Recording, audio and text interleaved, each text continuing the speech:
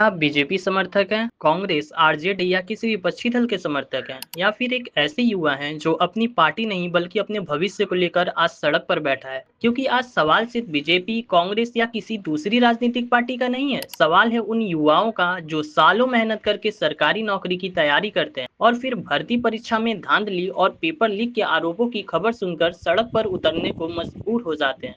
झारखंड में भर्ती परीक्षाओं में धांधली और पेपर लीक के आरोपों को लेकर छात्र युवा सड़कों पर उतर आए हैं। इन मामलों को लेकर विरोध प्रदर्शन तेज हो रहे हैं और युवाओं में नाराजगी साफ दिखाई दे रही है। इन युवाओं का कहना है कि सिस्टम पर उनका भरोसा खत्म हो चुका है और उन्हें न्याय चाहिए। जरा सोचिए, एक युवा कई महीनों या कई वर्षों तक सरकारी नौकरी की तैयारी करता है, दिन रात पढ़ाई करता है, अपने परिवार की उम्मीदों को लेकर परीक्षा में बैठता है, लेकिन जब परीक्षा की प्रक्रिया पर ही सवाल खड़े होने लगे तो उस युवा के मन में क्या गुजरती होगी। उसकी नाराजगी सिर्फ एक परीक्षा को लेकर नहीं होती, उसके पीछे उसका भविष्य, परिवार की उम्मीद और वर्षों की मेहनत होती है। यही वजह है कि झारखंड में भर्ती परीक्षाओं को लेकर छात्र युवाओं की आवाज अब सड़कों तक पहुंच गई है। वही इस पूरे मामले को लेकर जेएमएम कांग्रेस सरकार भी विपक्ष के निशाने पर है। विपक्षी दल राज्य सरकार पर हमला बोल रहे हैं और भर्ती परीक्षाओं से जुड़े मामलों को लेकर सवाल उठा रहे हैं।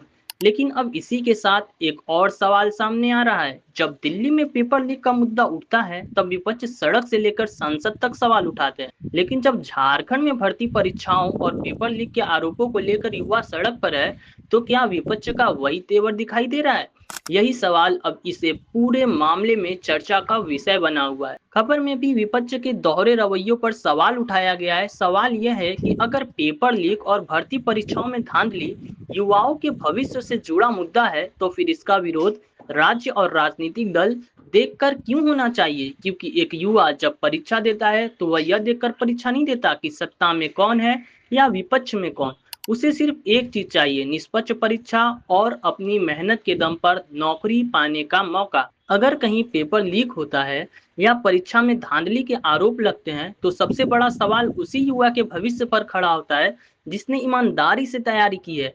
इसलिए मामला चाहे दिल्ली का हो या झारखंड का, सवाल एक ही होना चाहिए, क्या युवाओं को निष्पक्ष और पारदर्शी भर्ती प्रक्रिया मिलेगी।